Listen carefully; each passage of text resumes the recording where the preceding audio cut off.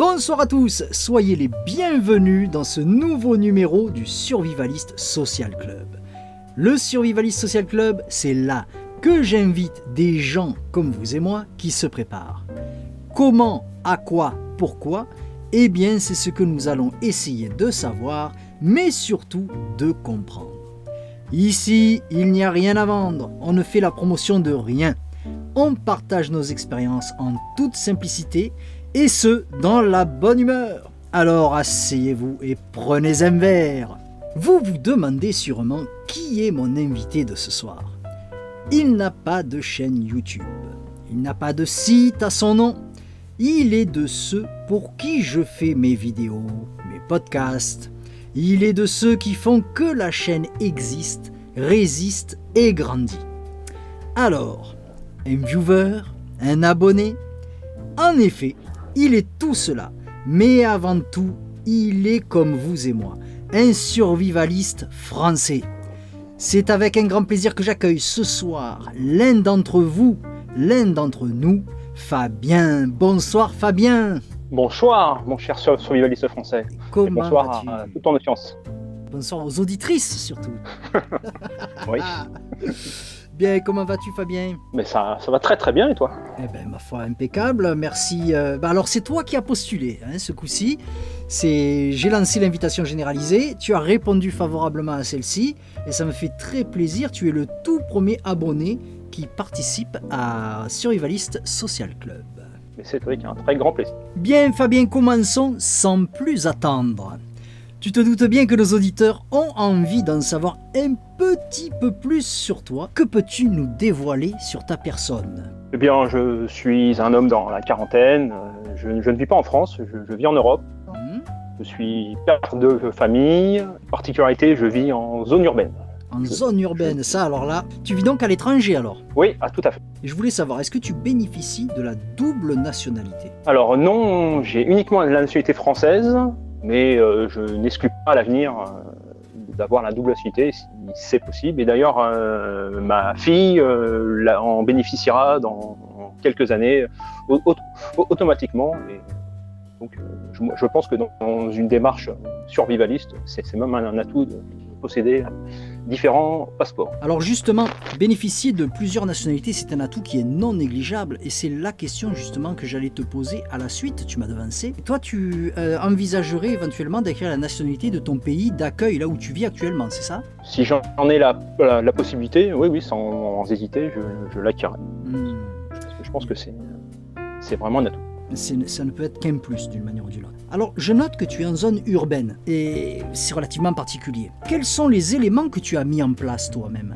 Alors, oui, je réside en zone urbaine et j'ai parfaitement conscience que c'est pas le meilleur endroit en cas de difficulté. Mais il y a aussi des avantages, notamment au niveau des déserts médicaux, en zone rurale et en termes d'opportunités d'emploi lorsqu'on vit en ville. Alors, qu'est-ce que j'ai mis en place ? Déjà, j'ai la chance d'avoir des espaces de stockage quand même, une cave, un grenier. Donc, j'ai pu aménager des espaces de stockage pour mon stock alimentaire et un peu de matériel. D'accord. Je pense que quand on a un stock, c'est quand même un gros atout aujourd'hui, notamment avec l'inflation galopante qu'on connaît. Qu'est-ce que j'ai mis en place ? Des choses assez basiques. Moi, je suis quand même un pragmatique. Donc, par exemple, je fais ma lessive moi-même à partir de savon de Marseille, de bicarbonate de soude. Je pense que c'est des choses qu'on peut faire n'importe où. Oui. Et moi, en fait, ce qui m'intéresse, c'est vraiment de me montrer plus résilient. Donc, j'ai des panneaux solaires mobiles, j'ai une batterie de recharge, un filtre à gravité. Alors, je m'essaye aussi un peu au jardinage en bac, mais bon, c'est vraiment pas pour faire une production, c'est vraiment juste pour mettre les mains dans la terre et apprendre, éventuellement pour plus tard. Mais voilà, mon but, c'est de me perfectionner pour l'avenir. Je pense que j'ai une palette assez large. Je me suis aussi intéressé aux métaux précieux et au Bitcoin, parce que je pense que c'est des choses qui dans une démarche survivaliste, peuvent servir. Bien sûr. Et enfin, je me suis intéressé à tout l'univers du camping, de tout ce qui tourne autour des camping-cars et de la mobilité, parce que je pense que dans une démarche de prépeur, une démarche survivaliste, parce que je me définis ni comme un prépeur ni comme un survivaliste, je suis vraiment entre les deux. Tu es peut-être ce qu'on pourrait appeler un citoyen prévoyant, c'est ce que beaucoup se définissent comme ça. C'est exactement ça. D'accord. C'est exactement ça, un citoyen prévoyant. Et d'ailleurs, oui, c'est la prévoyance qui m'intéresse et la résilience. Et la résilience, d'accord. Je suis vraiment dans cette approche-là. Et oui, alors tu t'intéresses au monde du camping-car, des caravanes peut-être. Tu n'es pas sans ignorer qu'actuellement, mon studio d'enregistrement est dans une caravane, la fameuse caravane de l'apocalypse. Tu as parlé de batterie, de type EcoFlow, des trucs comme ça, là, c'est ça, hein? C'est exactement ça. J'ai une EcoFlow. Ouais. C'est exactement ça. D'ailleurs, alors tiens, dis-moi un petit peu, est-ce que tu en es content de ton appareil? Alors oui, parce que ça, c'est très pertinent. Et en plus, quand on le couple avec des panneaux solaires, donc on est totalement autonome pour recharger et pour dépenser. Alors il faut être réaliste, c'est du 500, donc on ne va pas non plus vers une autonomie de longue durée. D'accord. Mais tu as un 500 watts, c'est ça que tu es en train de dire? Ouais, une 500 watts. D'accord. Mais ça t'a déjà dépanné? Tu as déjà eu l'occasion d'y recourir en cas de coupure électrique dans ton quartier, des choses comme ça? Alors en cas de coupure dans mon quartier, non. Parce que là où je réside, il n'y a pas de coupure. Malheureusement, je dirais que c'est plus souvent les coupures dans les zones rurales que les grandes villes. Bien sûr. Je m'en suis servi lorsque j'ai fait du camping, tout simplement, déjà. Et lorsque j'ai eu à visiter un appartement qui n'avait pas l'électricité, mais j'avais prévu ça. En fait, on était entre deux propriétaires. Donc l'appartement était coupé et on devait faire des petits travaux. Et ben l'EcoFlow pour avoir de l'électricité durant quelques heures, quand l'appartement n'est pas raccordé, c'est juste parfait. Ouais, ça t'a bien dépanné. Ouais, non, c'est vraiment pratique ces petits trucs-là. Ce que je disais, c'est que moi, la caravane actuellement, là, pendant l'enregistrement, elle est totalement alimentée par ma petite batterie là dont j'avais fait la petite review sur YouTube. Franchement, c'est super pratique. Ça, c'est vrai que, honnêtement, je regrette absolument pas mon achat. Ça coûte un peu cher quand même, hein, qu'est-ce que tu en penses? Ça fait un petit peu mal, mais c'est un bon investissement. Moi, je le vois comme un petit peu comme les filtres à gravité. C'est vraiment une des choses à posséder pour sa résilience.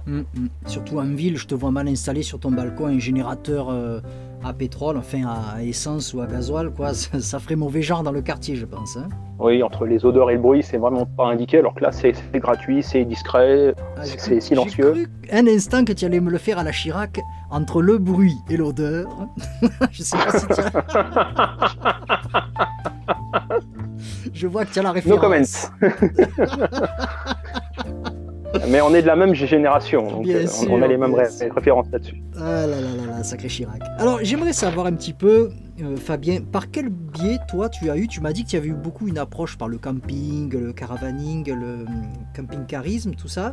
Par quel biais as-tu eu connaissance de ce que l'on nomme aujourd'hui, si tu veux, le survivalisme, et quel chemin t'y a conduit finalement? Alors c'est un chemin très original, un chemin de traverse, je dirais. Bon, déjà j'y suis venu par YouTube, hein, comme beaucoup de monde. D'accord. Mais c'est pas en regardant des vidéos de survivalisme à la base, c'était en regardant des vidéos sur l'économie et sur les moyens de sauvegarder ou d'accroître ses revenus, de limiter ses dépenses, d'avoir des revenus alternatifs, de protéger son épargne. Donc, c'est vraiment tout l'univers de ce que j'appellerais l'indépendance financière, et c'est lié à toutes les inquiétudes qui sont liées depuis de nombreuses années à notre économie. D'accord. Et donc en suivant tout ça, ça m'a amené à prendre conscience des dangers qui existaient, et ça m'a conduit petit à petit vers le monde de la prévoyance et du survivalisme. D'accord, oui. Alors c'est vrai qu'entre le monde de l'épargne finalement, parce que grosso modo c'est ça, hein, de l'épargne, de la protection du patrimoine et tout ça, on en vient au survivalisme. Le survivalisme quand même, c'est un peu comme une pieuvre, il y a quand même beaucoup de ramifications à beaucoup de choses. Hein. On peut parler par exemple du bushcraft, comment allumer un feu, et puis aussi comment se protéger financièrement. Finalement, c'est un prisme très très large. Tu as raison, c'est très large et ça recoupe beaucoup de choses. Et faut vraiment des connaissances assez variées, assez diverses. Mais au fond, c'est vraiment intéressant parce que comme tu dis, le spectre est très très large et on n'a jamais assez de temps pour faire tout ce qu'on souhaiterait faire et tout ce à quoi on s'intéresse. Très prenant et ça devient presque un mode de vie, quoi. Je pense que ça fait partie de nous, ça nous habite. Oui, je suis totalement d'accord avec toi. C'est un mode de vie, ça peut même en devenir chez certains une forme de philosophie. C'est super intéressant. Finalement, là, en fait, c'est qu'on touche au concret, si tu veux. On peut avoir des réflexes survivalistes. Je mets toujours des parenthèses quand je dis ces mots. Il faudrait que j'en mette dans le podcast des petites parenthèses à chaque fois que ce mot est prononcé. Survivalisme ou effondrement, c'est deux mots qui sont un peu galvaudés dans le milieu, mais bon. Alors justement, quels sont les événements qui ont lieu dans ta vie qui ont fait que tu aies pris la décision de commencer à te préparer? Alors déjà, il faut savoir que j'ai grandi en région parisienne et que je pense que j'ai compris assez tôt dans ma vie qu'on entrait dans une société assez compliquée, assez difficile, et que pour avancer dans la vie, pour s'en sortir, il fallait d'abord et avant tout qu'on montait sur soi-même et savoir faire preuve d'un certain discernement. D'accord. De manière à identifier les problèmes. Donc je pense que plus que la moyenne, je devais avoir quelque part des prédispositions, mais ça n'avait pas de moins survivaliste. Des réflexes. Oui, voilà. En plus, je pense que j'ai une personnalité, on va dire que je suis plus fourmi que cigale, naturellement. Mais alors, ce qui m'a fait justement démarrer ma préparation, oui. Alors ça s'est pas fait d'un coup, mais rétrospectivement, je pense que la crise de 2008, les conséquences de ce qu'on a vu en Grèce, à Chypre, avec et les QE de la BCE depuis une dizaine d'années, et enfin la guerre en Syrie, m'ont amené à prendre conscience que notre monde était très très fragile et que les dangers étaient multiples. Mais ça s'est pas fait du jour au lendemain chez moi, ça s'est fait par étapes, ça a été très progressif. C'est pour ça que j'en suis là aujourd'hui. Et je pense qu'il y a une chose que je savais, mais je pense que je n'avais pas réalisé l'importance au départ. Oui. C'est que dans notre monde, tout est tenu, toute notre économie est tenue par l'énergie. Et que tout ce qu'on voit, les mouvements, les guerres, c'est la question énergétique et la question des ressources est sous-jacente à tout ce qui se passe dans notre monde. Et ça, je pense qu'on le sait, mais je pense qu'on ne mesure pas à quel point c'est central dans tout ce qui se passe. Je pense qu'on va pas tarder à le concevoir et à le savoir, parce qu'on est en plein dedans là avec ce qui se passe. Oui, on est en plein dedans et l'hiver prochain, on y sera peut-être encore plus. Donc malheureusement. Aïe. Ça va piquer, ça risque de piquer. On n'espère pas évidemment, on n'est pas à souhaiter ça, mais c'est pour ça que tu vois le simple fait, par exemple pour quelqu'un qui a un appart. Je reviens là-dessus, moi je fais pas une fixation là-dessus, mais je pense que c'est important. D'avoir une petite batterie, tu vois, comme tu as dit là, ou peut-être un peu plus costaud, ça c'est pour cet hiver, ça risque de rendre certains services, surtout si, comme annoncé, ils font du délestage, des choses comme ça, parce que c'est ce qui est un peu prévu, même du délestage électrique et tout. Ça peut être judicieux de mettre en place un petit système quand il y a un appart et tout ça. Bon, nous à la campagne, moi je me chauffe au bois, je peux cuisiner au bois, je fais ma vie, moi j'ai pas besoin de ça. Mais par contre l'électricité, mon Dieu, on s'y est quand même habitué. Nous, notre génération, la génération de nos parents, on a toujours vécu à l'électricité. Donc je pense que pour maintenir un certain confort, c'est important. Et oui, comme tu dis, alors c'est rigolo parce que je me permets de prendre un peu la parole parce que c'est, tu vois, il faut dire que moi je connais pas les réponses à tes questions. C'est rigolo parce qu'on est de la même génération et finalement ce qui nous a amené à nous préparer, on a exactement eu les mêmes problèmes qui nous ont amenés à la préparation, c'est-à-dire que moi c'est également cette fameuse crise financière et je rajouterai la crise migratoire avec la guerre en Libye, en Syrie, tout ça là. Et je pense qu'on est vraiment dans le dur. Moi, ça m'a fait peur. Et toi aussi, ça t'a fait peur à ce niveau-là ? Oui, parce qu'on ne sait pas trop où on va. On sent bien que c'est pas du tout maîtrisé et que on aggrave tous les problèmes qui sont déjà là au fur et à mesure. Donc, et puis, il y a de gros doutes sur l'état de l'État. Moi, je ne fais pas du tout confiance en l'État, surtout actuellement, ou peut-être encore plus, quoique précédemment, ce n'était pas le cas non plus.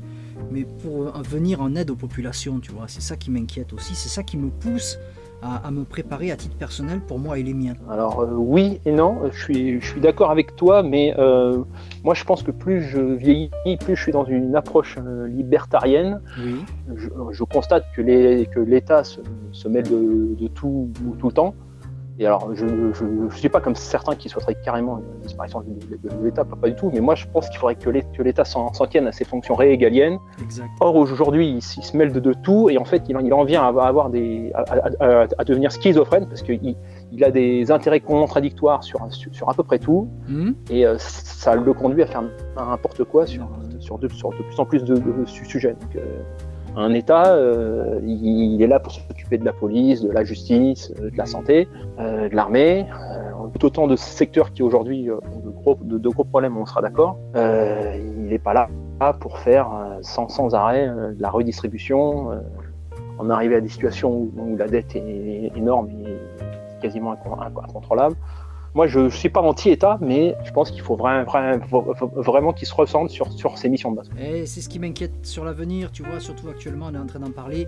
Tu parlais justement de la dette impressionnante, jamais vue dans l'histoire de l'humanité, de la France en tout cas, cette dette absolument incroyable. Qu'est-ce qu'on fait? On organise les Jeux Olympiques, c'est vraiment, moi je pense que c'est d'une irresponsabilité totale, tant sur le plan sécuritaire, que sur le plan aussi médical, parce que je me dis, si jamais il y a un gros problème, déjà que là on n'arrive pas à accueillir les résidents et le peu de touristes qu'on a, mais alors si on doit accueillir, je crois que c'est 10 millions de personnes qui est prévu, les hôpitaux vont être saturés, surtout que c'est tout en Île-de-France là-haut, là. Je pense que c'est complètement irresponsable de faire ça, mais bon, apparemment ils ont l'argent, donc écoute, je pense que c'est dramatique. Vu de l'extérieur, en temps, tu sais, on a souvent coutume de dire qu'on gère en bon père de famille. Moi, je pense que si j'étais aux commandes, j'aurais annulé le bazar là, parce que, en plus, franchement, il y a tellement de choses. On n'a même pas d'électricité on n'a pas d'électricité pour cet hiver, et les mecs ils prévoient déjà de faire des Jeux Olympiques, de se balader en bateau sur la Seine et tout. Non, mais c'est hallucinant. Est-ce que tu es de mon avis? Oui, mais bon, pour moi, c'est quelque part de l'affichage. C'est un peu un grand cirque. Il faut montrer que la France est là, que ça se passe bien. Mais on a vu lors de la dernière finale de la Champions League que ça se passait très très bien. On verra bien, mais je suis malheur, mais moi je suis pas très optimiste. Honnêtement, je pense que les Jeux Olympiques, vu la gravité de la situation, c'est presque un épiphénomène. Comme on dit, donnez-leur du pain et des jeux, et puis voilà quoi. C'est un petit peu la sensation que j'ai. Alors dis-moi, il y a une question que j'aimerais te poser. On en a un petit peu parlé hors antenne, vite fait. Tout le monde parle d'effondrement, tout le monde. Alors à tort et à travers, c'est un peu l'impression que j'ai. L'effondrement par-ci, l'effondrement par-là. Préparez-vous à l'effondrement, au collapse, à ceci, à cela. Toi, quelle en est ta vision de cet effondrement ? Alors déjà, je te remercie de me poser la question, parce que je pense que c'est une excellente question. Alors déjà, moi je pense que le mot est mal choisi pour commencer. Ouais. Parce que effondrement, on imagine immédiatement un immeuble qui s'écroule, un pont qui tombe. Ouais. Or, c'est pas du tout le cas. Pour moi, on est plutôt sur une tendance à l'enlisement, à l'enfoncement, mais c'est très progressif. Mais c'est continu, et ça fait maintenant un certain nombre d'années que ça continue. Alors, c'est difficile à chiffrer. Certains vont vous dire les années 80, la dette augmente depuis, je crois que c'est 74. Donc on est bientôt, si on compte au plus loin, avec la première crise pétrolière qui est 73, donc ça fait bientôt peut-être 50 ans. Donc comme c'est difficile à chiffrer, on parle du tournant de la rigueur en 83. Bon, après ça dépend où est-ce qu'on met le démarrage, mais on va dire entre 40 et 50 ans, donc c'est pas nouveau. Certains ils comparent ça à l'Empire romain, ça s'est fait sur plus de 2 siècles. Donc si on voit ça comme ça, on a encore du temps. Mais moi je pense que ça sera pas aussi long. Mais voilà, en tout cas le mot effondrement déjà moi me convient pas vraiment, parce que il correspond pas à la réalité. Ouais. Mais on est vraiment sur une tendance très très très mauvaise. Je pense qu'on le voit tous. C'est la sinistrose dans le pays. L'économie marche de moins en moins. Les inquiétudes sont de plus en plus là. La défiance envers tout responsable politique est de plus en plus importante. Il y a des fractures sociales, territoriales, identitaires. C'est de plus en plus compliqué. Personne ne sait de quelle manière ça peut finir, mais on peut pas dire que les nuages sombres s'amoncellent à l'horizon. Je pense que le mot traduit bien ce qui se passe, mais en fait, il le traduit mal dans la durée. Si on ajoute à ça la dimension écologique qui se dégrade aussi, parce qu'on ne peut pas le nier. On ne peut pas le nier et en faire abstraction, parce que je pense que surtout les engrais azotés, c'est de plus en plus compliqué, toute la biodiversité qui disparaît, terrible, mais quand on fait une analyse un peu lucide de la situation sur 360 degrés, pas grand-chose qui sort en positif. Donc, oui, pas beaucoup de raisons de se réjouir, effectivement. Malheureusement, ouais. Je suis de ton avis, c'est l'effondrement, c'est le mot générique qu'on a trouvé, comme pour, j'y reviens, excuse-moi encore, le mot survivalisme qu'on mange à toutes les sauces, c'est exactement pareil. Mais bon, il faut bien trouver un terme que tout le monde comprenne, qu'on ait tous en commun en fait, c'est un petit peu ça aussi. Donc c'est pour ça, moi je ne renie pas le mot effondrement, mais je lui donne la couleur que je veux. Selon la discussion, selon le curseur, comme tu disais, que là où on le met également. Mais tu vois, moi je pense que ce sera un peu plus rapide. Je vais te dire pourquoi. Quand j'étais gamin, les relations que j'avais avec mes petits camarades ne sont pas les mêmes que mes enfants ont avec leurs petits camarades. Là aussi, je mets des parenthèses gigantesques parce que une perte de bon sens, une perte énorme de moralité. Ça veut dire que moi, à 46 ans, comment j'ai été éduqué, je passe pour un vieux con, même avec des gens, on va dire, plus libertaires dans leur tête. Par exemple, des collègues de travail qui sont à peine plus jeunes que moi me prennent pour un vieux con parfois parce que j'ai des principes qui pour eux paraissent datés, tu vois. Au niveau de la moralité, du bon sens. Tu parlais tout à l'heure de la défiance vis-à-vis des hommes politiques. Bon, ça encore, je dirais que c'est justifié dans un sens. Mais bon, c'est ma vision. Mais on parle beaucoup aussi de nos jours de défiance vis-à-vis de l'autorité ou des figures d'autorité que sont par exemple les pompiers, les gendarmes, la police. Tout ça, moi, tu vois, quand j'étais jeune, même à 15, 18, 20 ans, ça me paraît inimaginable. Et pourtant, aujourd'hui, on est en plein dedans. Donc je pense qu'il y a quand même une phase d'accélération ces dernières années-là. Je dirais peut-être ces 10 dernières années, c'est flagrant. Pour moi, on est vraiment dans l'accélération totale. Mais ça doit faire une vingtaine d'années déjà que, ne serait-ce quand tu prends la typologie des crimes et délits qui sont commis en France, toutes ces attaques au couteau qui se succèdent, enfin il suffit de s'intéresser un petit peu aux faits divers et tout ça, c'est quotidien, c'est pléthorique, ça en devient même affolant, à tel point qu'au bout d'un moment tu es obligé de lâcher l'affaire, enfin tu dis non mais je regarde plus parce que, et pourtant c'est dommage parce que ne pas vouloir voir, ça posera un problème à celui qui prétend prévoir, c'est mon avis à moi, hein. Mais tu peux pas tout regarder comme on peut pas s'intéresser à tout, c'est ce que tu disais tout à l'heure, on peut pas être expert en tout, hein. Quelqu'un de fragile peut tomber dans la dépression justement vis-à-vis de ça, quand tu vois tous autour de toi, finalement, le terme est là, s'écrouler, s'affaisser totalement. Qu'est-ce que tu en penses ? Alors je suis assez d'accord avec toi sur ce que tu dis. J'y mettrais juste une nuance parce que je pense que c'est un peu plus vieux que ces 10-20 dernières années. D'accord. Comme je te disais, j'ai grandi en région pas parisienne, en banlieue parisienne. J'ai quitté le Val-de-Marne il y a maintenant une vingtaine d'années. D'accord. Et ce que tu disais sur le manque de respect des pompiers, des policiers, je pense que je le voyais déjà les dernières années quand je suis parti. Des médecins, des kinés qui se déplaçaient à certains endroits et qui étaient très très mal reçus aux entrées. Soit mal reçus, soit attendus. Alors c'était pas dans l'ampleur où ça peut être aujourd'hui, mais ça existait déjà. Bien Fabien, dis-moi, il y a une chose que j'aimerais savoir, je pose cette question souvent quand j'ai affaire à un père ou une mère de famille.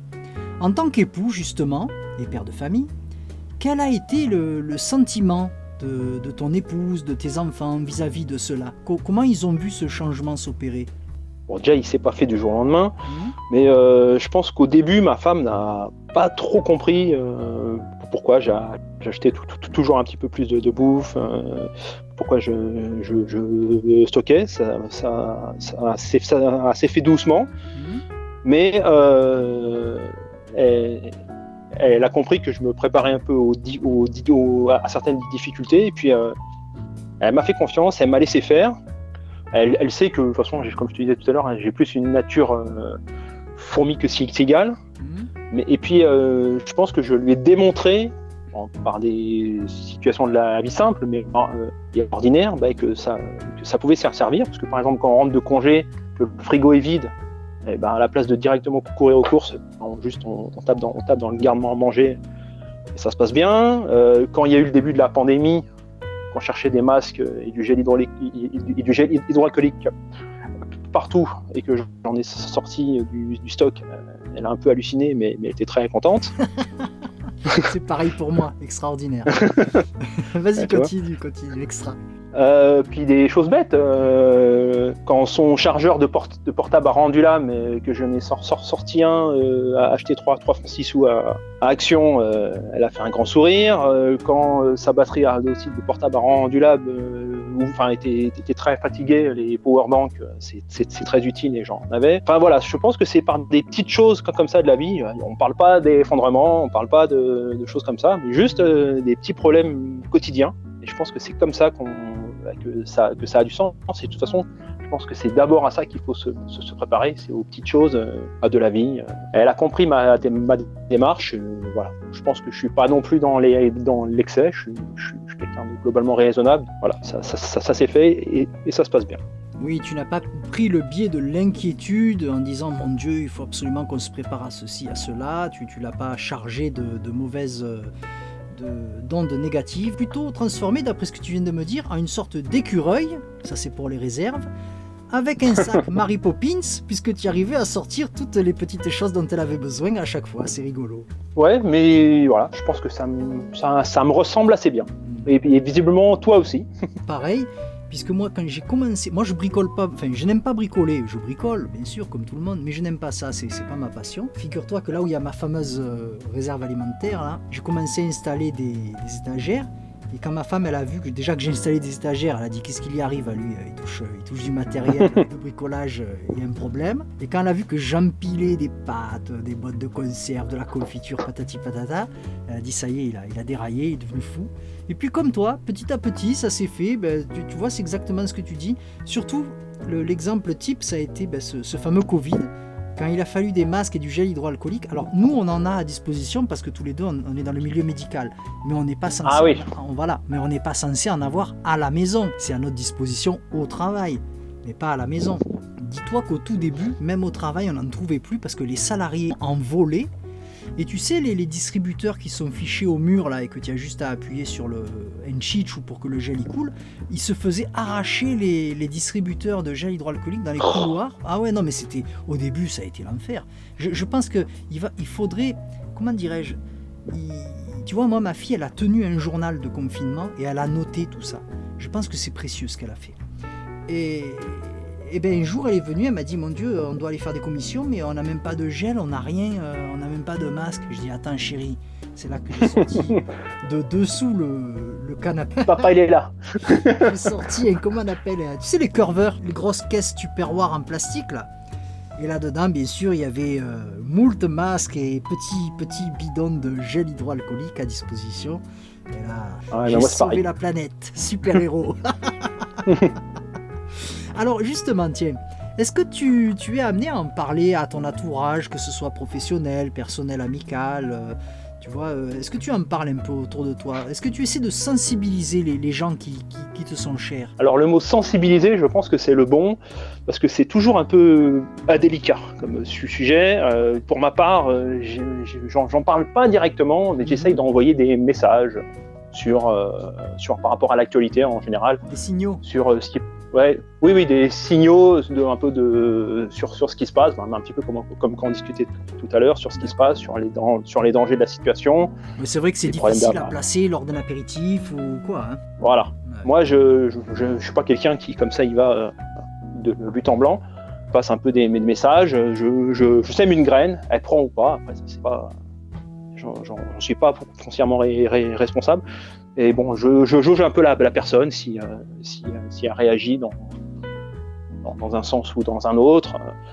Mais je pense que ça se fait sur le moyen long terme, en fonction des réactions de la personne. Et tout simplement, est-ce qu'on a des atomes crochus aussi, des sujets sur lesquels on peut en fait aller plus loin. Donc Voilà, moi je suis pas quelqu'un qui promeut le sujet particulièrement, mais je l'aborde gentiment par des biais un peu détournés. Quel retour as-tu là-dessus? Mais alors c'est délicat parce qu'on marche toujours un peu sur des œufs sur le sujet. Je pense que je le fais plutôt de façon habile, parce que comme je te disais, je mets pas les deux pieds dedans. Je fais ça à petite dose et en utilisant l'actualité. Pour l'instant, on m'a jamais catalogué comme un fou furieux. Donc ça va. Quand même, quelque part, je sens des limites politiquement correctes sur lequel duquel il faut pas trop sortir. Moi, je pense aussi que quand on fait ça, faut vraiment l'aborder en petit comité, idéalement à 2, voire à 3, mais pas plus. Quand il y a beaucoup de personnes, c'est pas possible, quoi. Ouais, il faut faire preuve de délicatesse également, comme tu dis, de nos jours, tu vois, c'est une des choses qui a beaucoup changé. On parlait tout à l'heure d'un changement un petit peu de civilisation. Il faut qu'on soit beaucoup plus prudent dans les mots qui sont employés. Il faut faire preuve de délicatesse, de prudence linguistique. Il faut faire attention aux mots qui sont employés. Ça devient de plus en plus délicat un petit peu maintenant de donner son avis sur certaines choses. On peut le regretter, mais bon, il faut faire avec, c'est comme ça. On le sait. Une fois de plus, il faut faire avec, c'est comme le reste, quoi. C'est un peu malheureux, mais voilà. Alors Fabien, j'aimerais savoir un petit peu, là on a parlé de ta préparation, de ce que tu as mis un petit peu en place, tout ça, et puis tu sais qu'on approche petit à petit de la fin de notre émission. J'aimerais savoir, à quoi te prépares-tu finalement? Tu sais, on se prépare tous à quelque chose, bon, on a nos inquiétudes qui sont légitimes par rapport à notre situation, et au jour d'aujourd'hui, sachant tout ce qui se passe dans l'actualité, là, on est abreuvé sans cesse de nouvelles plus alarmistes les unes que les autres. J'aimerais savoir à quoi te prépares-tu, mais alors aujourd'hui, qu'est-ce que tu sens venir? Je me prépare aussi aux risques qu'on peut qualifier de géopolitiques par rapport à l'actualité. On sait tous qu'on a des risques de rationnement sur l'électricité et le gaz qui se profilent. Oui. C'est pas une certitude, heureusement. Ce sera sans doute pas pour tout le monde, mais on est obligé quand même d'en tenir compte parce que le risque existe. Oui, oui, bien sûr. Donc je m'efforce d'avoir des plans B pour chauffer la maison de façon alternative, pour avoir de l'électricité s'il n'y a plus de courant dans la maison. Après, moi, je ne crois pas qu'ils vont couper de façon générale, mais à mon avis, on serait plus dans du rationnement, certaines heures alimentées et certaines heures où ça ne le serait pas. Ouais. Pour information, c'est des choses qui existent dans certains pays, je pense au Liban notamment. Donc on ne serait pas les premiers qui s'arrivent si ça arrive un jour, malheureusement. Donc, je pense qu'il faut se préparer à ça sans catastrophisme, mais voilà. Et parce que je pense que les personnes qui n'y pensent pas du tout, le jour où ça survient, elles tombent de très très haut et ça fait très mal. Alors que quand on a déjà envisagé la chose, trouvé des alternatives, oui. Je pense qu'on traverse ça bien plus facilement et ça n'est plus la même époque. Oui, parce que le tout, c'est d'éviter de subir en quelque sorte la situation. Exactement. De pouvoir accompagner ça. Alors c'est pas le but, c'est pas de survivre sans électricité pendant 10 ans bien sûr, mais c'est de rendre ça moins, de pas le subir, d'essayer de préserver un peu de confort, surtout quand on a des enfants à la maison. Et puis ça fait partie un peu de nos responsabilités en tant que parents aussi. Hein. Un autre risque, on en parlait tout au début, c'est bien sûr le risque économique et monétaire qui est quand même très important aujourd'hui. Qui nous pend au nez, bien sûr. Qui nous pend au nez, la dette, les queues de la Banque centrale, l'inflation qui monte, les taux qui remontent, la dépréciation de l'euro. On sent qu'on est de plus en plus étranglé financièrement et moi j'appartiens à la classe moyenne et il ne faut pas se leurrer, c'est cette classe-là qui paiera les pots cassés. Qui paye les pots cassés, ouais, exactement, c'est ce que j'allais dire. Ouais, c'est vrai. Qui paye les pots cassés et qui risque de les payer de plus en plus. En France, mais c'est vrai dans toute l'Europe, hein. Faut pas se leurrer, à des degrés divers, mais on est tous plus ou moins concernés. Et puis après, en tant qu'urbain et conscient des tensions qui traversent notre société et des diverses fractures, je suis quand même obligé de penser troubles politiques et sociaux qui pourraient engendrer un niveau de violence un peu important, et qui, si c'était le cas, me conduirait à emmener ma famille en lieu sûr. Mhm. Je pense que l'actualité est riche en faits divers. Ouais. Quand je vois qu'une ville tranquille comme Metz fait l'actualité dernièrement, enfin, c'est pas des choses très rassurantes. Je ne reviens pas sur les événements du Stade de France. Non, merci, non, ça ira. Je pense qu'on sera amené peut-être à vivre ce genre de moment plus souvent que d'accoutumé, mais bon, espérons, croisons les doigts, hein, on n'est pas là pour souhaiter le malheur. Mais tiens, justement, j'ai une question. C'est une évacuation éventuellement que tu envisagerais à ce moment-là. Est-ce que tu as concrétisé ton envie de mobilité par un camping-car ou une caravane? Tu en parlais au début. Par un camping-car ou par une caravane, non. C'est bien pour les vacances, c'est bien pour une courte durée, mais à moyen long terme, ça me paraît plus difficile à tenir. Ouais. Non, je pense que les appareils de mobilité, enfin, c'est des choses simples, comme c'est avoir des lampes, être capable de recharger son portable, enfin, c'est vraiment tout l'univers. Être capable de faire chauffer sa nourriture, de se chauffer, c'est vraiment du petit matériel qu'on peut emmener dans la voiture. J'ai compris, c'est là qu'il faut faire la nuance entre l'autonomie et l'indépendance. C'est du petit matériel qui te permettrait d'être indépendant en cas de déplacement prolongé, ouais, d'accord. Prolongé et de pouvoir vivre hors réseau un certain temps. Donc est-ce que tu as un point de chute en vue? Plusieurs, j'en ai 3. Après, c'est la famille. Hein. Oui, bien sûr. Non, mais c'est Parmi les autres sujets qu'il faut envisager, à mon avis, c'est le cas d'une pandémie vraiment sérieuse, qui pourrait m'amener aussi, une catastrophe naturelle. Une variole du singe, par exemple. Hein. Par exemple. D'ailleurs, à ce sujet, est-ce que tu as entamé une formation peut-être en secourisme, ou est-ce que tu es déjà formé d'ailleurs là-dessus? J'ai eu la chance, quand j'étais en France, de suivre par le biais de mon boulot une formation de secourisme, et c'est allé jusqu'à la réanimation cardiaque. Je l'ai suivi 3 ans de suite, donc je pense que je l'ai bien intégré. C'est très précieux. J'ai fait partie des derniers qui ont eu la chance, ou pas la chance, c'est selon, chacun appréciera, de faire leur service militaire. Pareil, à cette occasion-là, on apprend aussi je dirais les bases du secourisme. Donc oui, voilà, je ne suis pas un expert, mais j'ai les rudiments les plus utiles en la matière. D'accord. Parmi le matériel que j'ai acheté, je pense que comme énormément de personnes dans la mouvance, j'ai le nécessaire. Petite trousse de secours, des petites choses comme ça. Un petit peu plus même. Oui, mais enfin, on va pas rentrer dans les détails. Hein, c'est pas... Tu n'as quand même pas pris un défibrillateur, quand même, rassure-moi. Non, j'ai pas le défibrillateur, mais j'ai le... Comment ça s'appelle ? Je m'attendais à ce que tu me dises, j'ai un défibrillateur solaire.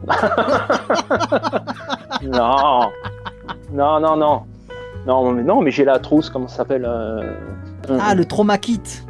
Le trauma kit, voilà. Alors, j'aimerais savoir, enfin, ce sera ma dernière question, quelle doit être la plus grande qualité d'une personne qui se prépare? Pour moi, une personne qui se prépare, c'est avant tout une personne qui est dans l'action.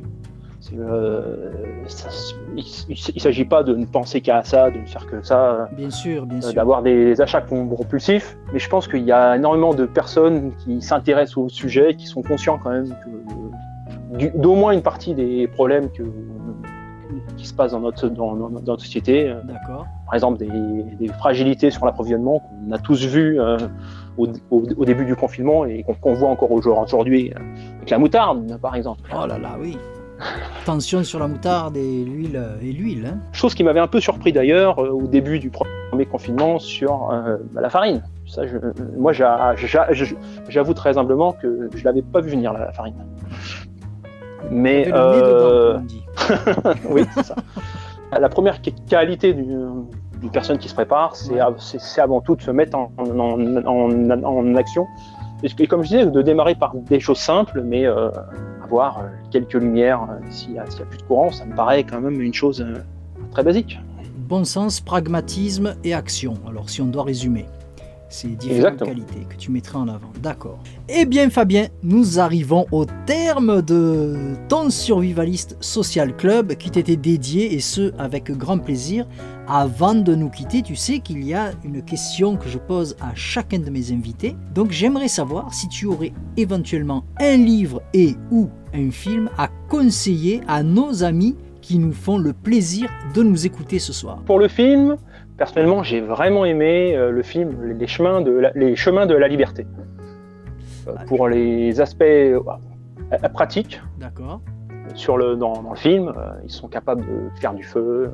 Alors, les chemins de la liberté, ça me parle. Le titre me parle, mais est-ce que tu peux me faire le pitch en résumé là très vite, parce que ça me dit, j'arrive pas à remettre. Donc ça se passe en Union soviétique durant la Seconde Guerre mondiale. Des prisonniers de mémoire, ils viennent d'un peu toute l'Europe. Et en fait, donc ils s'évadent d'un goulag en Sibérie. Et donc avec vraiment des choses rudimentaires. Un couteau, je crois qu'ils ont, et surtout un petit peu de savoir-faire. Ils arrivent à s'évader du goulag, à échapper à la toundra, le froid. Ils arrivent à faire des feux avec des pommes de pin et vraiment ce qu'ils trouvent. D'accord. Après, ils arrivent au lac Baïkal. Ils sont piqués par les moustiques. Ils arrivent à s'en sortir en faisant une couronne dans les cheveux avec je ne sais plus quel arbuste. Après, ils passent en Mongolie pour s'évader. Ouais. Ils tombent dans le désert de Gobi, ils connaissent la chaleur et la soif, c'est vraiment horrible pour eux. Et ils finissent par franchir l'Himalaya pour atterrir en Inde et pour recouvrer la liberté. Il y a vraiment, ils vivent des épreuves qui sont dantesques. Et donc le contexte historique, l'aventure et les choses pratiques qu'ils utilisent, moi, m'ont vraiment plu. D'accord. Et tu sais si c'est tiré d'une histoire vraie ou non ? Oui, c'est une libre interprétation quand même, parce que je crois que c'est pas exactement comme ça que ça s'est passé. Oui, après c'est du cinéma. Mais c'est inspiré de faits réels. De personnes qui se sont réellement échappées. Et alors, concernant le livre, qu'est-ce que tu nous proposes de beau ? Alors, je vais être pas vraiment très original, mais personnellement, je conseillerais le livre de Piero San Giorgio, Survivre à l'effondrement économique, parce que je pense qu'on y retrouve à peu près tout ce qui se passe pas forcément bien, tous les dangers qu'on peut retrouver aujourd'hui. Il faut savoir qu'il a écrit ce livre, il me semble qu'il y a une dizaine d'années maintenant. Ouais. Il y a quand même un petit côté prophétique dans tout ce qu'il a écrit. Une bonne entrée en matière pour toi. Oui, moi je l'ai lu il y a maintenant, je pense, 4 ans. Très bon livre. Et si je peux me permettre d'en conseiller un second, celui-là, je l'ai terminé, je pense qu'il y a un gros mois. D'accord. C'est le livre de Mouton Résilient par rapport à l'eau. Absolument. Alors là, on ne peut que conseiller cet ouvrage que je me suis procuré, et je suis de ton avis, c'est le livre le plus complet en la matière. Sur l'eau, exactement. Je pense qu'il y a... moi, j'ai vraiment été impressionné par tout ce qu'il y avait, et puis je pense que tous autant qu'on est... Alors peut-être pas toi, parce que j'ai vu dans tes vidéos que tu as fait beaucoup de choses sur l'eau, oui. Mais globalement, on n'est pas forcément au point sur le sujet. Or, c'est peut-être la première des priorités, parce que forcément, l'eau, c'est la vie. Ah ben là, pour moi, je sais que c'est la chose que j'ai mis en place dès que je suis arrivé. J'ai la chance de pouvoir prétendre être autonome en eau, mais bon, nous sommes quand même soumis à des tensions. Tu vois, là, en ce moment, on a eu une période de canicule, c'est d'actualité. Et on a quand même senti que si ça devait durer, le petit cours d'eau qui est sur ma propriété, il commençait un peu à faire la gueule. Et puis on était en tension avec la pluie quand même, parce que moi j'utilise beaucoup la récupération d'eau de pluie. Bon, j'ai des stocks assez importants, donc ça va, mais il n'aurait pas fallu que ça dure. Il a plu un petit peu, donc j'ai récupéré tout ce que j'ai pu. Mais si j'avais dû passer 2 mois sans eau, je pense que c'était fini. Il n'y avait plus. Je te comprends, car le printemps a quand même été globalement sec, il n'y a pas plu beaucoup. Et là, vraiment, on sent que les terres sont très sèches. D'ailleurs, on le voit avec les incendies qui font l'actualité dans le sud-ouest, malheureusement. Mais même en Bretagne, je ne sais pas si tu as vu, même en Bretagne maintenant, ça flambe. Oui, près de Brest. Tu as raison. Incroyable. Mais pour en revenir au livre de Mouton Résilient, de toute façon, c'est vraiment une référence dans le milieu. quelqu'un qui a le respect de beaucoup de monde et l'estime de beaucoup de monde, et c'est pas galvaudé, c'est très mérité. Ce livre sur l'eau, alors je dis toujours ici on ne fait la promotion de rien, mais alors par contre quand il faut être honnête, on l'est, le livre de Mouton Résilient sur l'eau, et c'est un livre que je conseille absolument, c'est une référence. Très bien, et écoute Fabien, merci beaucoup, je te remercie d'avoir accepté mon invitation et surtout de m'avoir contacté pour participer. Vraiment, ça m'a fait plaisir. Alors, je ne trahis pas de secret en disant que nous avons quand même pris le temps de discuter tous les deux avant de faire l'émission. On s'était contacté téléphoniquement à plusieurs reprises, je crois à 2 reprises avant ce soir. On a fait connaissance, on a sympathisé, tout ça. On a mis au point l'émission de ce soir, chacun de notre côté, ça il faut le préciser. Ça me fait très plaisir que tu aies accepté de participer parce que justement, cette émission, c'est la vôtre. C'est ce que j'essaie de vous dire à chaque fois. Surtout, faites comme Fabien. N'hésitez pas, contactez-moi via les informations que je vais vous donner par la suite. Et vous-même, abonnés, auditeurs, vous pouvez participer au même titre que Fabien. Fabien, tu as bien été traité, ça va? Ça s'est bien passé? Je survivrai. Vous aussi, venez survivre en ma compagnie au Survivalist Social Club. Vous voyez, c'est toujours dans la bonne ambiance, on discute, on papote, et puis en plus ça permet de faire connaissance en dehors des ondes, c'est toujours un plaisir. Je pense qu'il faut profiter quand les personnes se mettent comme ça à disposition, sont disponibles, ce qui est assez rare. Moi je ne suis pas perché dans ma tour d'ivoire, je me mets à la hauteur de tout le monde, ça me fait toujours plaisir de faire des connaissances. Eh bien mon cher Fabien, je te laisse la parole pour conclure ton passage dans ce Survivalist Social Club. Vas-y, le micro est à toi. Eh bien merci à toi en tout cas pour cette émission, parce que je trouve très très bien que tu permettes à des personnes d'horizons divers, des autonomistes, des survivalistes, des collapsologues, des preppers, de se présenter, de présenter un peu ce qu'ils ont mis en place, leur vision des choses. Et je trouve très bien de tendre des ponts entre nous et non pas de dresser des murs. Je te félicite pour ça et je remercie tous les auditeurs qui auront écouté jusqu'au bout. Le but du Survivalist Social Club, justement, c'est ça, c'est effectivement, comme tu dis, un peu de dresser des ponts, c'est surtout de rendre accessible au maximum de gens possible le fait de pouvoir s'exprimer, et le résultat, c'est le partage, et ce, dans la bonne ambiance. Eh bien, Fabien, je te remercie d'avoir accepté encore une fois mon invitation, et puis qui sait, peut-être que nous nous retrouverons peut-être dans un futur podcast ou lors d'un live éventuellement. Tu seras toujours le bienvenu sur la chaîne, Fabien. Un petit bonus, je te remercie aussi parce que tu reçois beaucoup de femmes, donc c'est très bien aussi d'avoir des sensibilités féminines dans l'émission, donc que ça ne soit pas en permanence, comme tu disais l'autre fois, le vestiaire, donc, c'est très bien. Mais bien sûr, les femmes sont les bienvenues, donc mesdames, n'hésitez surtout pas.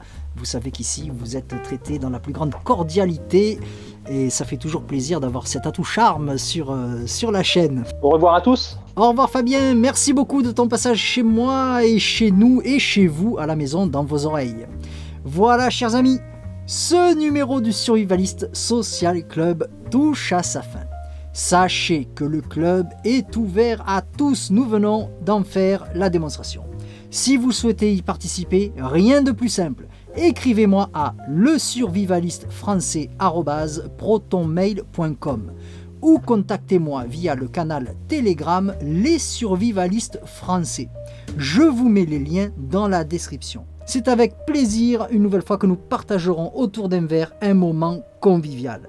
Laissez-moi vos impressions dans les commentaires, vous savez que je réponds à tout le monde, même Fabien pourra vous répondre dans les commentaires. Je vous dis à très bientôt pour un prochain Survivalist Social Club et je ne peux pas vous quitter sans vous remercier puisque la chaîne a dépassé allègrement les 2000 abonnés. Merci beaucoup, c'est ce qui fait, c'est ça ma rémunération, c'est ça qui m'encourage et c'est ça qui me donne du courage à continuer. Donc merci beaucoup à vous tous, à très bientôt.